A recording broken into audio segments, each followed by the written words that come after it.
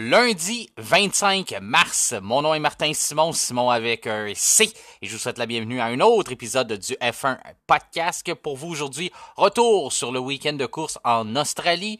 On termine avec les réponses à vos questions que vous nous avez envoyées par l'entremise de notre page Facebook, Messenger ou adresse courriel f1podcast en un mot à commercial gmail.com. Mais pour débuter, voici l'actualité dans le monde de la Formule 1. L'actualité est une présentation de la FSR Team, la Friendsim Racing, qui vous invite à rejoindre leur groupe Facebook afin de ne rien manquer de l'action de leur championnat qui se dispute présentement les soirs de semaine sur la chaîne YouTube du GTCQ.tv. Tout d'abord, dans l'actualité, on débute du côté de McLaren qui a décidé de opter pour la stabilité avec une prolongation de contrat à leur PDG, M. Zak Brown, qui sera avec l'équipe Papaye Orange jusqu'à la saison 2030. Lui qui est là depuis 2016. Il fait du bon travail, on est forcé d'admettre, même si au début, il a été un peu sous-estimé, un Américain qui arrivait en Formule 1. Il y avait beaucoup de chapeaux aussi parce qu'il s'occupe de la division Indy. C'est lui aussi qui s'est chargé d'emmener McLaren en formule électrique, en électrique extrême. Donc, il y a plusieurs volets qu'il a ajoutés à cette écurie-là. Il a dû surmonter les problèmes financiers. On a dû faire une restructuration à l'interne. On s'est débarrassé de James Keyes. Il a mis Andrea Stella en poste. Je pense que ça a été une bonne décision. Il y a aussi eu le côté fort de Zak Brown, eh bien, c'est le marketing. Et ça aussi, on doit lui lever notre chapeau parce qu'il a réussi. Il a ramené les couleurs, le orange papaye, que jusqu'à maintenant, c'est une réussite. On sait aussi, même côté vêtements, McLaren se retrouve parmi les meilleurs vendeurs partout à travers le monde. Lorsque la Formule 1 se déplace, on peut voir là, les couleurs orange bien affichées partout. Donc, ça veut dire qu'il y a beaucoup de ventes d'effets marketing. Donc, les chandails, tous les produits dérivés de la marque se vendent bien. Ensuite de ça, eh bien, sur la piste, ce qui est le plus important, bien, il a réussi à aller chercher les services d'un jeune prodige en Oscar Piastri. Il a volé à Alpine, je pense qu'il a eu du flair, il a vu l'opportunité, puis il a bien fait de la saisir parce que pour l'instant, c'est payant. Il a un des meilleurs duos, si c'est pas le meilleur duo de pilote de la grille. Il a aussi réussi à sécuriser les services de Lando Norris, qui aurait pu être tenté de partir quand on est un pilote de talent comme ça. Il était côtoyé par plusieurs écuries. Donc, je pense qu'encore là, il y a eu une bonne vision de sa part. Il sait que le marché des pilotes autonomes allait être très actif en 2024, à la fin de la saison ou même au cours de la saison. Donc, il s'est empressé de sécuriser les services de Lando Norris pour plusieurs saisons et de sécuriser son duo en place. Donc, plusieurs bonnes décisions de ce côté-là. Il y a aussi le fait que, pour l'instant, McLaren se retrouve à être l'écurie qui a le plus d'ententes commerciales. Donc, on a beaucoup de sponsors, là, des commanditaires, là, autant avec des compagnies internationales comme Google, Coca-Cola. On est allé arracher Monster à Mercedes. On a aussi DeWalt, on voit Jack Daniel. Donc, il y a beaucoup de gros noms qui sont sur la voiture, qui sont sur les uniformes de piste. Donc, c'est vraiment une écurie qui est en santé et aussi qui apporte des gros noms à la Formule 1. Donc, ça, on doit tous attribuer ça, ce succès-là, au travail de Zak Brown. Donc, je pense que c'était vraiment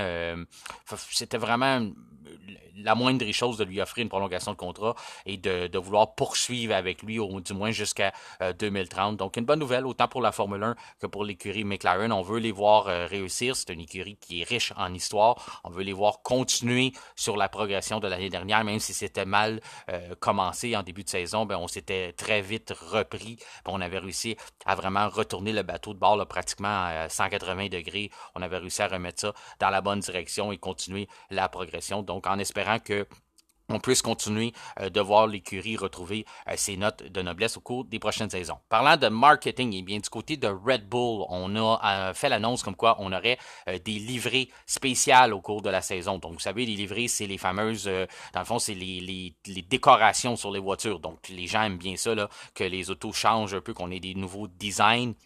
Bien, du côté de Red Bull, on est souvent on va dans la normalité, donc on cherche pas nécessairement à redéfinir notre emblème qu'on a réussi à afficher, là, notre emblème de marque. Quand on est sur une piste de course, ben ils sont faciles à reconnaître, les Red Bull. On a travaillé fort pour en arriver là, donc normalement, on touche pas trop à ça. Mais la saison dernière, on a fait des concours. Donc, les partisans étaient appelés à faire des livrées spéciales, participer au concours, et ceux qui se retrouvaient à être choisis mais avaient la chance de voir leur voiture, de voir les pilotes Sergio Perez et Max Verstappen conduire la livrée qu'eux autres mêmes avaient fait. Donc cette année, on va récidiver avec le même concept. Ça sera à Silverstone, à Singapour et à Austin au Texas. C'était là l'année dernière aussi, là, un des destinations où on avait choisi d'opter pour ce concours-là était au Texas. Donc il y aura ces trois emplacements-là. Mais il y a aussi un autre moment dans la saison où on va honorer notre partenaire Mobile qui célèbre ses 50 ans. Mobile qui œuvre dans le domaine des lubrifiants. Donc à ce moment-là, on va avoir une livrée spéciale. Et on a préparé là, chez Mobile, partout ce qu'on a des ententes en sport automobile, on a préparé plusieurs livrées pour honorer ces 50 ans-là. Donc Red Bull va se joindre à la partie. Alors, on ne sait pas encore quand est-ce, à quel moment on va décider de honorer notre partenariat avec Mobile. C'est un partenariat qui est depuis 2017. On sait, avant Red Bull avait un partenariat avec Total. Mais en 2017, on a changé à Mobile. Donc, au cours de la saison, là, on va avoir 4 livrées spéciales, 3 qui vont venir d'un concours avec les partisans, que vous pouvez d'ailleurs participer si vous voulez vous joindre au concours. Là. C'est sur le site de Oracle Red Bull Racing. Vous allez être en mesure de trouver ça assez facilement, là, comment participer au concours, de voir tous les règlements et tout ça, comment on fait. Puis, comme je vous dis, vous avez 3 chances au cours de la saison d'avoir votre voiture qui va être choisie. Puis en plus, Red Bull offre la chance, si votre voiture, là, le concept que vous avez élaboré et retenu, mais vous aurez la chance aussi de voyager et d'aller assister au Grand Prix pour voir votre voiture sur place. Et puis c'est ça, en plus des trois qui seront issus du concours, il y aura celle qui sera la livrée mobile au cours de la saison qu'on va avoir la chance de voir. Parlant cette fois-ci là, de livrée, mais c'est plus de châssis, c'est dans le dossier Williams. Vous êtes pas sans savoir, le rendu là, qu'est-ce qui s'est passé un peu avec Williams au cours du week-end. On a eu un problème avec l'accident d'Alex Albon en essai libre, la première séance d'essai libre, et à ce moment-là, on n'avait pas de châssis de remplacement, donc on a dû prendre celui à Logan Sargent et le transférer du côté du garage là, pour la portière et la voiture numéro 23. Donc à ce moment-là, on a changé les châssis, puis ce qui est arrivé, eh bien, Williams, on n'en a pas de remplacement. Là. Quand même qu'on voudrait, on aurait voulu en mettre un autre, on n'en a pas de prêt à l'usine, puis on n'a pas l'intention d'en préparer d'autres, on a trop de retard. Donc ce qu'on a fait plutôt, c'est qu'on a pris le châssis endommagé, on l'a mis sur un avion, on l'a renvoyé en Angleterre et on va profiter du 2 semaines avant le Japon pour tenter de faire une réparation là, la plus rapidement possible et sécuritairement possible pour que ça respecte toutes les normes qui sont fixées par la FIA. Et puis on va retourner ça au Japon. Donc on a un peu moins de 2 semaines là, pour compléter le travail et être capable de renvoyer ça pour que tout soit prêt pour être capable d'assembler. Sûrement qu'on va rassembler ça sur la voiture de Albon et qu'on va retourner le châssis du côté de Logan Sargent. Mais du moins c'est la stratégie là, pour l'instant. C'est la seule option qu'on avait qui se présentait à nous pour être capable de compétitionner à 2 voitures lors du prochain Grand Prix. C'est ce qui conclut l'actualité pour cette semaine. Maintenant, passons au week-end de course qui avait lieu en Australie. La journée de samedi était le temps pour les séances de qualification et si vous vous rappelez, lors de l'épisode de vendredi, je vous avais mentionné que j'attendais Charles Leclerc comme grand favori pour le week-end, lui qui avait été dominant lors des séances d'essai libre. J'avais aussi dit que Max Verstappen avait été privé de 20 minutes pour trouver les bons réglages pour sa voiture, mais qu'il pourrait sûrement surmonter ça, mais c'était à suivre. Par contre, l'erreur que j'ai faite, c'est de sous-estimer Carlos Sainz, et avec raison, parce qu'il revenait d'une grande opération. On sait que 2 semaines auparavant, il avait été victime d'une crise d'appendice. Donc, à ce moment-là, on avait dû l'opérer d'urgence. Il n'avait pas pu faire d'entraînement au cours de la semaine, n'avait pas pu faire toutes les préparations entourant un Grand Prix. Mais c'est lui qui s'est présenté vraiment fin prêt à retrouver, à possiblement capturer la pole lors des séances de qualification. C'est lui qui a eu le 2e temps. Il y a Max Verstappen, lui, là, qui a été le seul là, avec un temps canon à descendre sous la barre des 1.16. Donc, il a fait un temps de 1.15.915, ce qui est totalement, vraiment impressionnant là, sur le circuit en Australie. On n'avait pas vu ça, un temps comme ça, dans les dernières saisons. Donc, ça, c'était impressionnant pour sa part. Là. Il a vraiment choisi le moment d'élever les performances, comme il nous a habitués là, depuis déjà plusieurs saisons. Là. Il s'est rendu que c'est même plus des surprises quand il fait des coups comme ça. On attendait vraiment les Ferrari, du moins pour ma part, j'attendais les Ferrari. Et quand on l'a vu se présenter en Q3 Verstappen, mais on a vu qu'il a tout changé ça, il a même bouleversé un peu. Je pense que Charles Leclerc s'attendait pas à ça. Là. Lui, il se voyait peut-être déjà en pole. Quand il a vu le temps de 1:15,915, il s'est dit, oh, moi j'ai du travail à faire. Puis là, finalement, il a essayé de pousser un peu plus loin la voiture, puis s'est ramassé qu'il a fait une erreur. Il a même abandonné son temps en Q3. Donc, c'est lui qui est le plus contenté de la 5e place. Donc, c'est Verstappen au premier rang. C'était Sainz deuxième. Perez troisième. Une belle performance de Perez. J'étais vraiment content de sa qualification. Je m'attendais pas à le voir là. Je pensais qu'il allait même se retrouver peut-être un peu justement comme Charles Leclerc, 5e. On sait que c'est un circuit avec des virages rapides, ce qui est normalement pas la force du Mexicain. Par contre, il a trouvé une manière de se tirer dans le pied, comme il trouve toujours des moyens, on dirait, en qualification, là, même si depuis le début de la saison, ça va quand même bien, mais la saison dernière, il nous avait habitués à ça, puis l'autre saison d'avant aussi. Il a toujours trouvé une petite façon là, de commettre une erreur ou de venir un peu perturber son week-end, de se compliquer la donne pour le dimanche. Ben, il a trouvé le moyen, c'est en Q1. Il avait gêné le travail de Nico Hülkenberg dans une hase, et à ce moment-là, ben, après les séances de qualification, on l'a pénalisé de 3 places sur la grille. Donc Perez, malgré qu'il avait fait un bon travail, qu'il avait fait le 3e temps, ben, il s'est retrouvé rétrogradé en 6e place. Donc pour le reste, là, pour les résultats, ben, on avait Norris 4e qui lui s'est retrouvé 3e. Leclerc 5e s'est retrouvé 4e.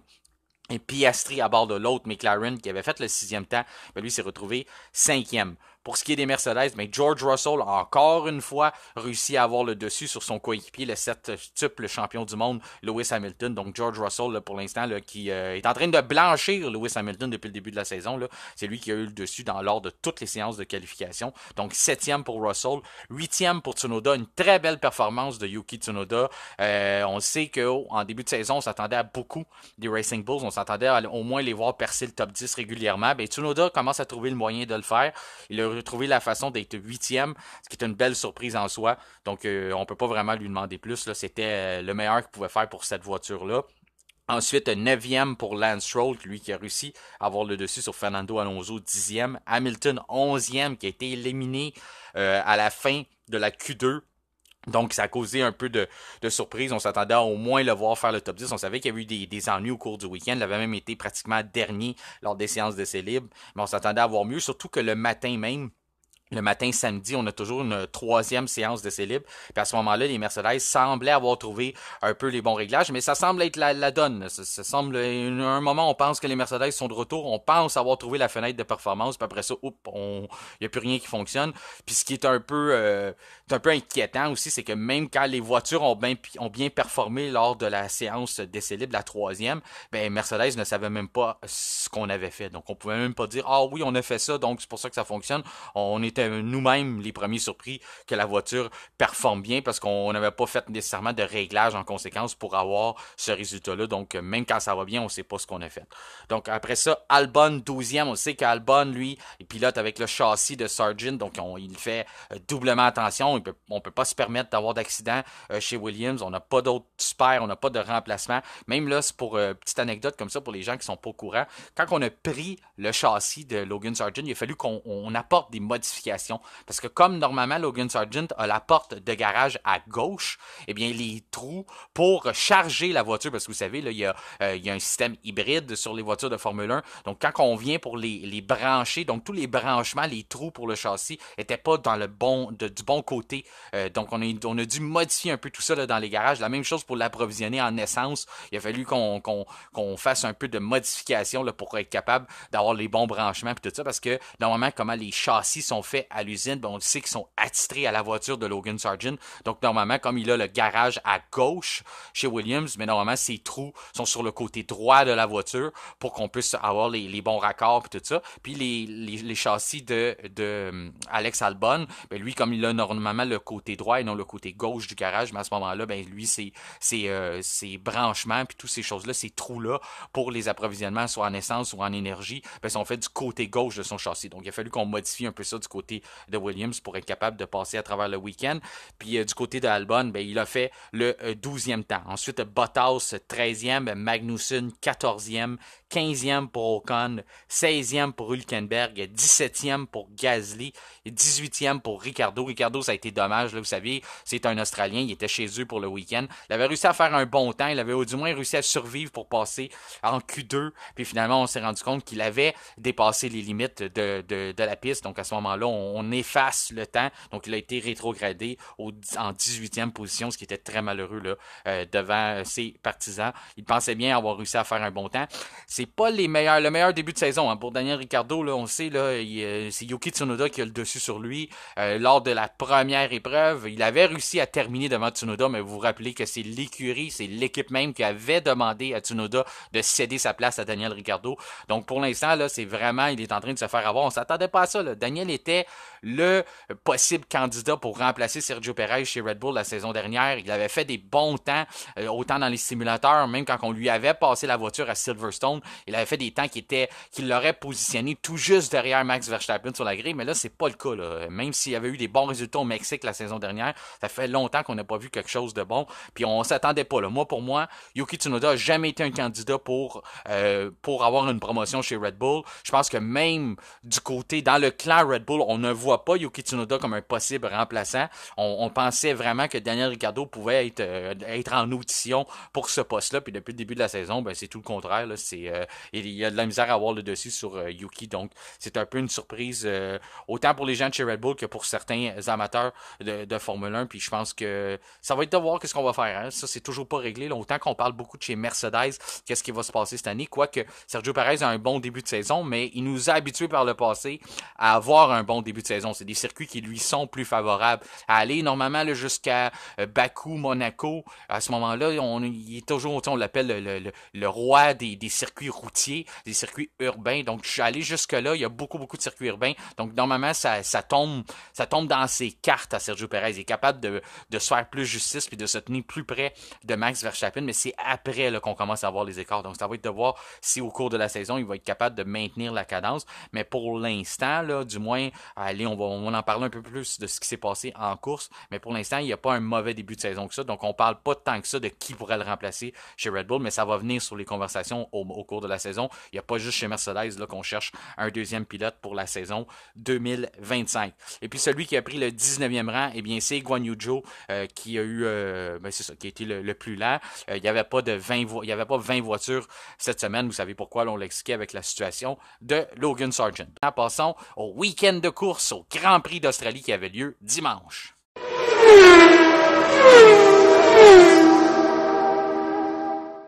La journée de dimanche était jeune d'à peine quelques minutes et c'était déjà le temps d'éteindre les rouges et de lancer la troisième épreuve de la saison 2024 en Formule 1.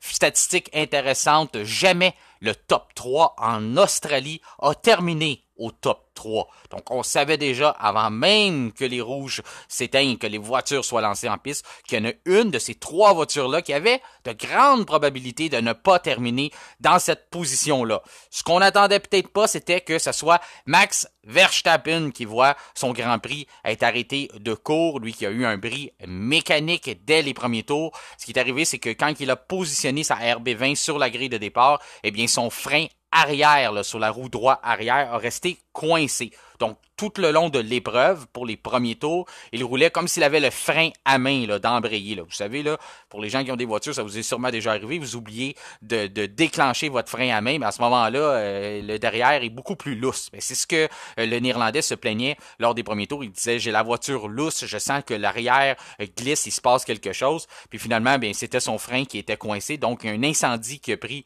dans la roue.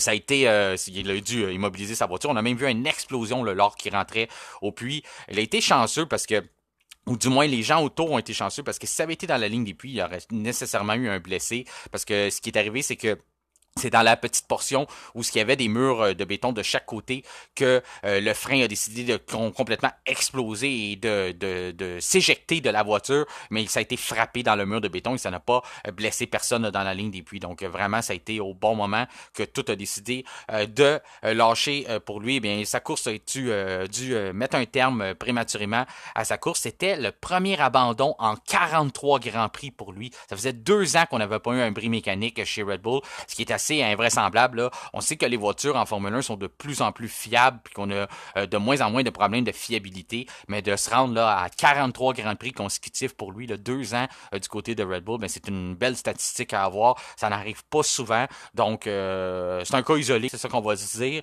Ça l'a aussi ouvert la porte, puis moi ce que j'ai aimé, c'est que ça l'a rappelé aux gens, là, même s'il y a des écuries où il y a des pilotes comme Verstappen qui font que ça a l'air facile de gagner des Grands Prix de Formule 1, ben ça ne l'est pas. Eh bien, c'est mieux rappeler ça un peu à tout le monde, de dire que c'est compliqué de gagner un Grand Prix, il y a beaucoup de données, il y a beaucoup de choses à mettre ensemble, il y a beaucoup de pièces à un casse-tête qu'il faut assembler pour être capable de faire un week-end aussi dominant comme Red Bull nous a habitués depuis déjà 3 saisons en Formule 1. Donc, on est capable de vraiment nous montrer week-end après week-end qu'on est capable d'être compétitif, mais ça peut arriver. Ça arrive à un prix mécanique. Les voitures, là, c'est fait par des êtres humains, même si parfois on a l'impression qu'ils sont très très proches de la perfection, ben ça peut arriver, c'est ce qui est arrivé, c'est lui qui s'est retrouvé de ce mauvais côté-là lors du week-end, donc son frein qui était resté coincé, donc ça l'a ouvert la porte tout grande à Carlos Sainz de pouvoir saisir l'opportunité de gagner le Grand Prix, ce qu'il a fait d'ailleurs, il l'a fait de main de maître, il a fait un sans faute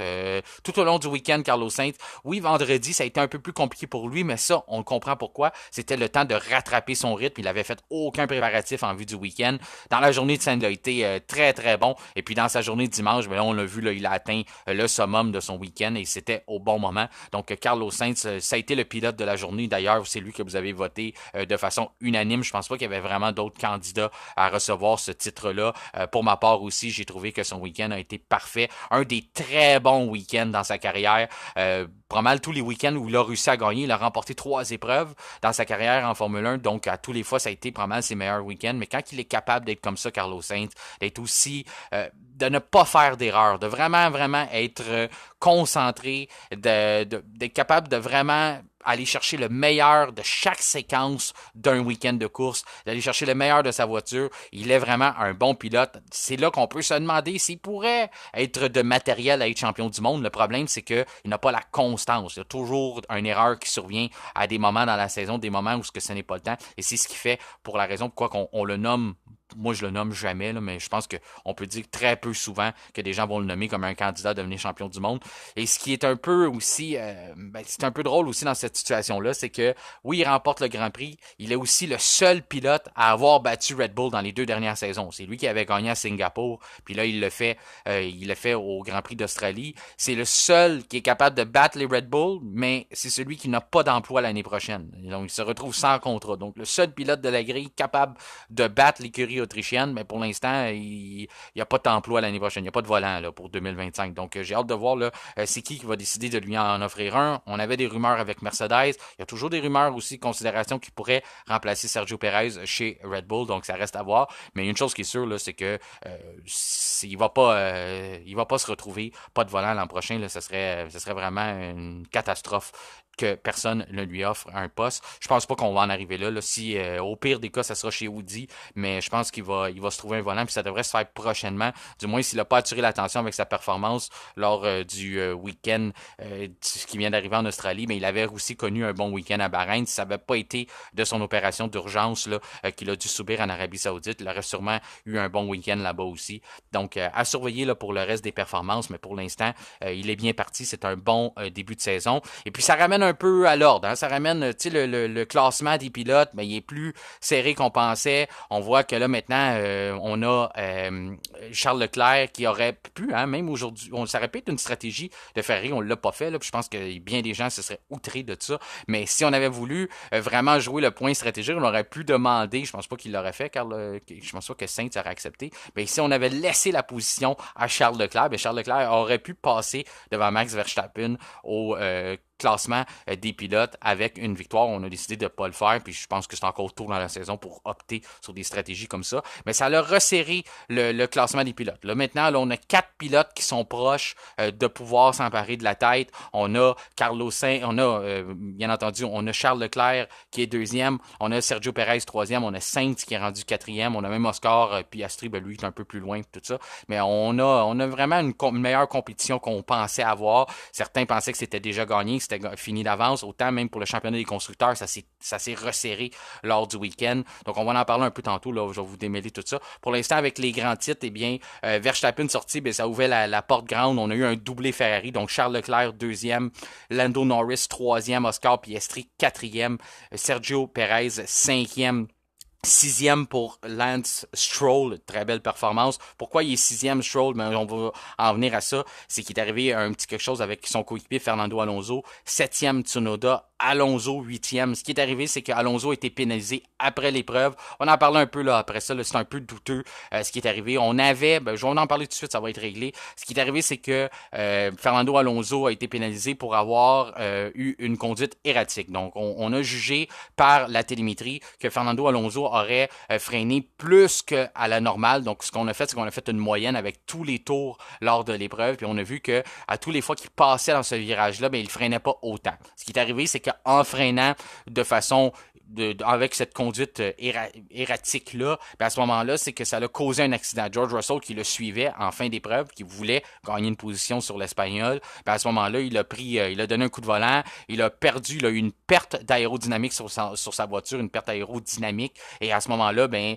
la voiture a moins collé, il a perdu le contrôle, il s'est ramassé dans la clôture, il s'est même retrouvé en plein milieu de piste, la tête à l'envers, il criait le drapeau rouge, drapeau rouge, drapeau rouge. Il y a eu une instance de panique de sa part, avec raison, parce qu'il s'est retrouvé en plein milieu de la piste. Puis on a jugé là après ça, on a porté plainte du côté de Mercedes. Ce qu'il faut savoir, c'est que comme Mercedes distribue les groupes motopropulseurs à Aston Martin, on avait accès à plusieurs données. Donc on était capable de voir là du côté d'Alonso, de dire j'ai eu des pertes de moteur en fin d'épreuve, il fallait que je coupe à certains endroits tout ça. Mais ça, ces statistiques-là, on pouvait tout de suite les vérifier. On pouvait tout de suite voir est-ce qu'il y a vraiment eu un problème de moteur à cet endroit-là ou c'est simplement qu'il a voulu freiner. On ne voit pas dans les statistiques là, du côté de Mercedes, on voit seulement les données moteurs. Donc, on ne voit pas nécessairement s'il a appliqué les freins trop prématurément, mais on était capable de voir quand même qu'il avait descendu ses vitesses, qu'on a vu qu'il n'y avait pas nécessairement un problème de moteur à ce moment-là. Donc, on était capable de fournir déjà des preuves intéressantes là, pour l'enquête des commissaires. Ben là, du côté des commissaires, ben, on a décidé de pénaliser Alonso pour 20 secondes. Ce que j'ai de la misère avec ça, c'est que on a vu depuis le début de la saison des situations où les pilotes, dans les zones de freinage, ce qui est très dangereux, c'est qu'on voit à certains moments les pilotes bouger la voiture dans des zones de freinage. C'est arrivé notamment depuis le début de la saison. Là, Lewis Hamilton sur Oscar Piastri en Arabie Saoudite. Lando Norris l'a aussi fait du côté, cette fois-ci, c'était à Lewis Hamilton, aussi en Arabie Saoudite. Puis on n'a pas vu les commissaires pénalisés. Pourtant, c'est écrit noir sur blanc, c'est quelque chose qu'on ne doit pas faire. On ne doit pas changer 2 fois de direction dans une zone de freinage. On doit décider quelle place qu'on veut prendre lorsqu'on on amorce un freinage et laisser la place à l'autre voiture, là, de ne pas venir lui couper le chemin à la dernière minute. Ça, c'est une règle qui est écrite noir sur blanc. Depuis le début de la saison, on a vu des cas comme ça. On en a même vu lors du week-end, là, Alex Albon, je pense qu'il y avec un Naz, c'est une situation semblable à ça. Puis on n'a pas décidé d'intervenir du côté des commissaires. Par contre, lorsqu'avec ce qui est arrivé avec Alonso, on a décidé de dire conduite erratique. T'as changé ta conduite de façon à gêner le pilote qui te suivait, donc on te colle une pénalité de 20 secondes, pas juste une pénalité de 10 secondes. Vous savez, cette saison, les pénalités sont plus sévères que normalement. Là. Si on cause un accident, on peut aller jusqu'à 10, puis on peut même aller jusqu'à 20 avec conduite dangereuse. C'est ce que je trouve particulier. Encore là, il n'y a pas ça place une zone grise. Il n'y a pas vraiment de ligne directrice là, de dire que on laisse aller des choses, puis d'autres situation, ben là, on décide de pénaliser. Donc, pour ma part, je me dis, si on pénalise Alonso, puis on a les statistiques, les données pour montrer qu'on avait raison de le faire, je suis d'accord avec ça. Puis si c'était le cas, on avait les données pour le faire. Mais ce que j'ai de la misère avec, c'est que dans d'autres cas, où on a aussi les preuves pour le faire, mais on a décidé de ne même pas intervenir, de ne même pas ouvrir d'enquête. Donc, à ce moment-là, c'est pour ça que ça devient encore une fois dur à comprendre qu'est-ce qu'on veut faire. Il y a aussi le fait que dans le rapport, on écrit que on n'est pas capable de déterminer qu'Alonso a nécessairement fait exprès ou a provoqué l'accident de George Russell. Ben, si on n'est pas capable de déterminer qui a provoqué l'accident, pourquoi qu'on le pénalise 20 secondes? S'il n'y a pas de preuve qui nous montre que oui, c'est ça qui a causé l'accident de George Russell, puis qu'on n'est pas capable de dire de tout doute pourquoi qu'on lui colle 20 secondes à ce moment-là, bon, au pire, on aurait pu lui en coller 10, on aurait pu lui en coller 5, pourquoi qu'on va jusqu'à 20 si on n'a pas ces preuves-là? Parce que pour ma part, je pense qu'il y a une part de responsabilité qui revient à George Russell aussi. Il nous a habitués par le passé à avoir des accidents en fin de tour, à se laisser déconcentrer par la voiture devant. On l'a vu l'année saison dernière à Singapour. Il s'était fait déconcentrer. Il était en poursuite de Lando Norris. Lando Norris avait fait une drôle de manœuvre. Ça avait déconcentré George Russell puis il avait pris le champ. Donc, il nous a habitués à ça. Donc, de donner la responsabilité à Fernando Alonso pour cette perte de contrôle-là de George Russell, c'est un peu tiré par les cheveux, mais du moins. C'est la décision qu'on a prise, donc ça reste à voir. J'espère que ça va rester dans les documents des commissaires, puis qu'il va y avoir une suite à ça si jamais il y a des situations semblables au cours de la saison. Aussi, encore là, une statistique un peu farfelue, là, c'est que à tous les fois que Carlos Sainz remporte une épreuve, ben George Russell est victime d'un accident. C'est arrivé lors de la première victoire de Carlos Sainz à Silverstone. George avait eu un gros accident. C'est arrivé à Singapour, on vient d'en parler. C'est arrivé lors du week-end aussi. La troisième victoire en carrière de Carlos Sainz. George a eu un accident aussi en fin d'épreuve. Donc, une statistique comme ça veut dire ce que ça veut dire. Là, mais normalement, si Carlos Sainz remporte une épreuve, ben à la place de George Russell, je fais très attention dans mes derniers tours parce qu'il y a des chances qu'il arrive quelque chose. Fait que ça, c'est ce qui est arrivé dans cette situation-là. Ça a été la grosse situation du week-end et c'est venu un peu chambarder les résultats. Par contre, ça n'a pas changé la course à George Russell. Il s'est ramassé à pas être capable de terminer quand même. Ensuite, après Alonso, 8e, et 9e Hülkenberg, Magnussen, 10e, 11e pour Albon, 12e pour Ricciardo, 13e pour Gasly, 14e pour Bottas, 15e pour Joe. Ça, là, du côté de les voitures Sauber, le kick lors du week-end, c'est le même qu'on les appelait, il y a vraiment quelque chose qui arrive. Ça, c'est une vraie farce. Là. Je sais pas si vous avez vu, mais les arrêts au puits, on a des problèmes avec les écrous. Puis on est au courant de ça depuis le début de la saison. Puis là, on fait des arrêts au puits, là, 28 secondes d'arrêt au puits pour Valtteri Bottas lors du week-end. Mais ça vaut-tu vraiment la peine de participer au week-end de course quand on sait qu'on va avoir 28 secondes en arrêt au puits? Pendant qu'on a des écuries, là, rappelez-vous la saison dernière, là, du côté de McLaren, on a réussi à faire un arrêt en bas de 2 secondes. Là. Puis du côté de Red Bull, qui est la norme, là, on frôle les 2 secondes normalement pendant des arrêts au puits. Au maximum, on va à des 2,5 secondes, des 2,4 secondes. Puis là, du côté de Sauber, on se dit, ah ben, si on fait attention avec nos écrous, on a trouvé un moyen, puis on est capable de faire des arrêts au puits à l'intérieur de 5 à 6 secondes. Non, mais c'est une joke, là. Vous voulez faire quoi avec ça? Pourquoi vous... Moi, être un pilote, là, puis me dire, écoute, on va changer tes pneus, aujourd'hui, c'est une journée de 2 arrêts, puis on va essayer de te coûter en bas de 12 secondes sur tes 2 arrêts. Ça n'a pas de bon sens. Je pilote, pourquoi? Moi, je course contre qui? C'est parce que si on a oublié du côté de Sauber, là, ça s'appelle une course. Fait que le but, là, c'est de faire tout le plus rapidement possible. Si vous n'êtes pas capable de trouver des écrous qui se changent dans des délais raisonnables, ça devrait devenir votre priorité, là. Ça, on arrête tout, puis oui, du côté de Williams, on n'a pas de châssis de remplacement, mais du côté de Sauber, nous, on a des écrous qui se dévissent pas. À un moment donné, là, ça fait pas sérieux, là. On s'en va là, dans quelques saisons, on va devenir Audi. Moi, si je m'appelle Audi puis je vois ça, là, j'ai quasiment le goût d'intervenir directement sur le problème puis de dire on va vous en trouver des écrous, on va faire des tests. Parce que là, qu'est-ce qui arrive, c'est que ça vient trop chaud. Quand on arrive avec le gun, on n'est pas capable de les défaire automatiquement, donc on est obligé de prendre notre temps. C'est ce qu'on a trouvé, là, c'est le nouveau remède de dire ben, si on y va lentement, puis doucement, puis on fait attention à l'écrou, ben à ce moment-là, il se défait pas, puis on est capable de mieux le sortir, puis d'être capable de faire ça dans des délais raisonnables, eux autres raisonnables avec plusieurs parenthèses, de 5 à 6 secondes. Ça, c'est la nouvelle stratégie, là, c'est ce qu'on a trouvé de mieux pour le week-end. Finalement, ça n'a pas été un grand succès. Puis en plus, pour rajouter là, à la comédie, ben on a un écrou qui a pratiquement explosé dans le gun, qui a revolé dans la ligne des puits, puis ça nous a coûté 5 000 $ d'amende. Fait que... ouais, c'est là qu'on est pour kick. Fait qu'en tout cas, on va voir, là, ça va être dossier à suivre dans les prochaines semaines, mais ça fait que les pilotes, ils coursent absolument pour rien, parce qu'ils ont terminé, ben, avec tout ça, ils terminent 14e puis 15e, puis comme je vous dis, Bottas, il y a eu 28 secondes de stationnaire d'un puits pendant toute sa course. Fait que c'est pas évident de faire quelque chose avec ça. Mais on a quand même réussi à battre la Alpine de Ocon. C'est peut-être juste ça la bonne nouvelle, qui a terminé 16e. 17e pour Russell, ben il a pas pu terminer la course, on en a parlé. Hamilton, bien lui, ça l'a rajouté au week-end difficile de Mercedes, au week-end difficile du septuple champion du monde. Son moteur a lâché en pleine piste, donc il n'a pas pu terminer l'épreuve. Donc les deux grands rivaux et ceux qui sont une combinaison là, de 10 championnats du monde à 2, Hamilton et Verstappen, ont regardé le reste du week-end de course des paddocks. Donc ça a été c'était un peu plate de pas les avoir pour le long, pour animer un peu le spectacle, mais Hamilton, là, il était vraiment pas dans le coup. tout au long du week-end, c'était assez dur pour lui. Donc, à ce moment-là, c'est ça. C'était pas facile. C'était un week-end un peu à oublier. L'autre chose qui reste à souligner aussi, c'est l'erreur côté stratégique de McLaren. McLaren a commis une erreur. Si on avait arrêté Lando Norris avant Oscar Piastri, Lando le mentionnait, puis on a refait les calculs avec les statistiques. Même quand c'est arrivé sur le coup, on le voyait, on comprenait pas pourquoi on avait fait ça. On aurait sûrement terminé devant la Ferrari de Charles Leclerc. Du côté de Lando Norris, on était plus rapide. Donc, on le voit, hein. Gagner en Formule 1, on pense que c'est facile parce qu'on voit des écuries comme Red Bull. On a vu Mercedes pendant plusieurs saisons. On voit des pilotes comme Max Verstappen, comme Lewis Hamilton. Mais c'est un tout. Il y a plein de choses. Il y a le côté mécanique, mais il y a aussi le côté stratégique. Donc, McLaren, on avait une bonne voiture pour le week-end. On a 2 bons pilotes. Mais si on ne fait pas les bonnes décisions stratégiques, puis si on fait des erreurs, où on improvise, puis on dit Oscar Piastri rentre avant, puis on va se rattraper après, puis on va les inverser en piste. Ben, ce que ça fait, c'est qu'on perd du temps. On laisse un avantage à nos adversaires et ça a ouvert la porte à Ferrari à saisir l'opportunité puis à gagner, à faire un doublé avec nos 2 voitures. Ce qui n'aurait pas dû être le cas.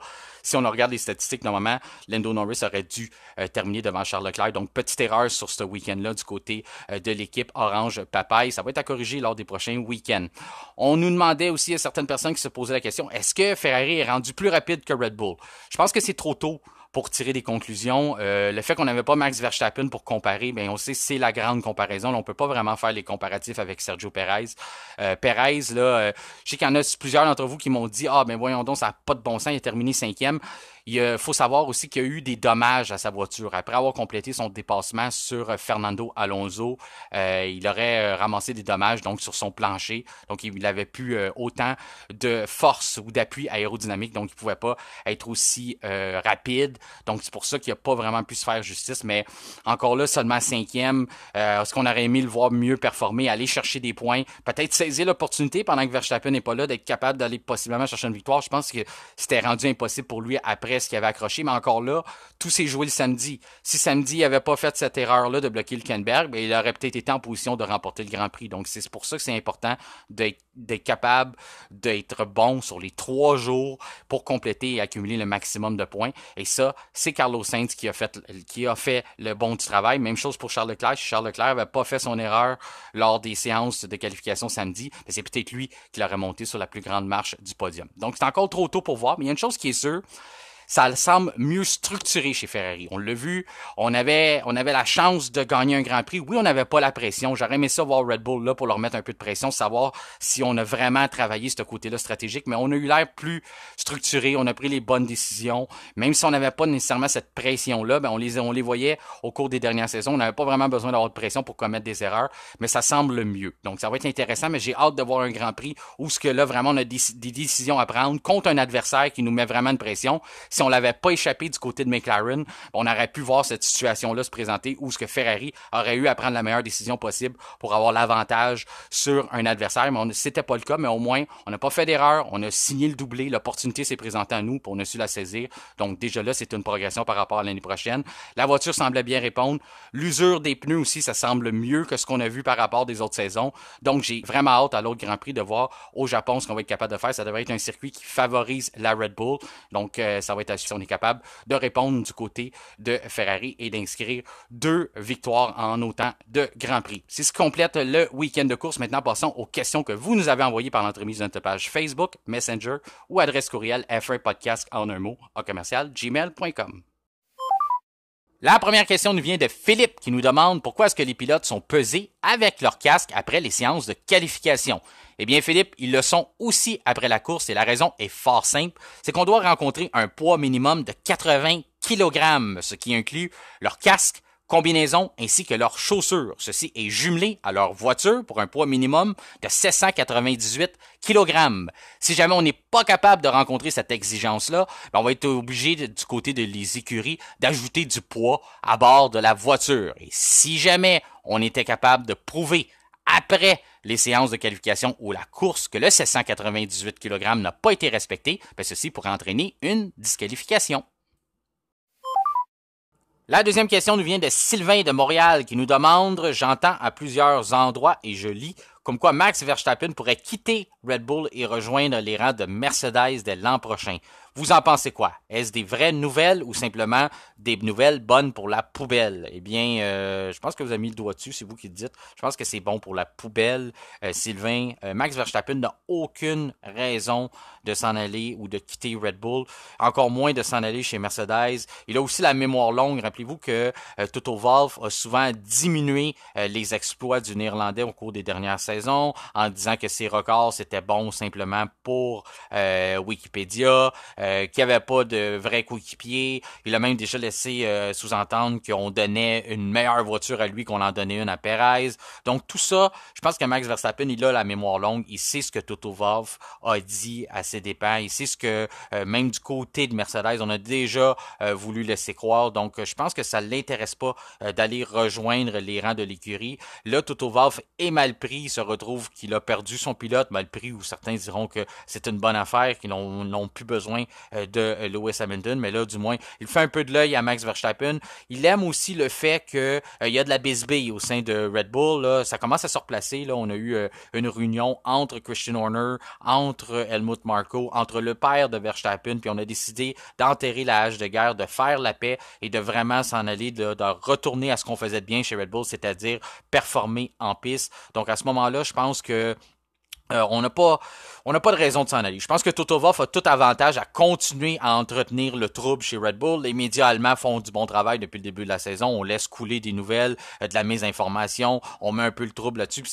on pense qu'au bout de la ligne, ben ça va profiter à l'écurie allemande et que Mercedes va être capable de soutirer le meilleur pilote de Red Bull. Mais pour l'instant, là, je pense qu'il n'y a rien de fondé autour de ça. Puis tant et aussi longtemps que Max Verstappen va avoir les personnes avec qui il aime travailler, c'est-à-dire Helmut Marko, Adrian Newey et même Christian Horner, parce que même s'il y a eu des différends avec le père de Verstappen, ben je pense que à l'ensemble de l'équipe, Christian Horner a toujours été un bon leader, puis a donné un terrain pour que Verstappen puisse se développer et devenir le pilote qu'il est devenu. Donc moi, pour moi, ça va continuer. Il a un contrat jusqu'en 2028. C'est un gars qui est très loyal aussi. Donc à moins là vraiment d'un revirement de situation puis de quelque chose là qui genre un renvoi d'Helmut Marko ou un départ soudain, là, quelque chose comme ça. Même là, je pense pas qu'il irait de gaieté de cœur à vouloir quitter l'écurie. Il a tout ce qu'il a pour dominer, pour continuer de démontrer à tout le monde son talent, de continuer à battre des records. Donc, je ne vois pas, non.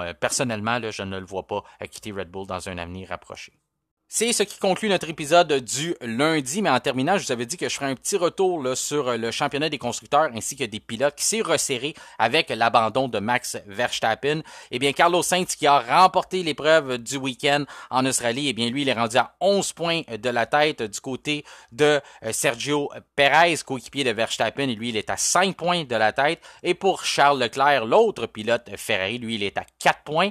Et du côté des constructeurs, ça s'est resserré aussi. Maintenant, Ferrari est seulement à 4 points de Red Bull. Donc, vous voyez, rien de terminé. Il y a seulement 3 épreuves à la saison. Puis on a déjà une compétition qui est en train de se dessiner au cours des prochaines semaines. Ça va être intéressant à suivre. Vous savez que ça fait relâche. Donc, on n'a pas de Grand Prix lors du prochain week-end. Mais on va quand même avoir un épisode du F1 podcast. Que la formule maintenant, c'est que je vais recevoir un ou des invités. On va parler du championnat en cours. On va avoir plein de sujets intéressants pour vous. Donc, soyez là.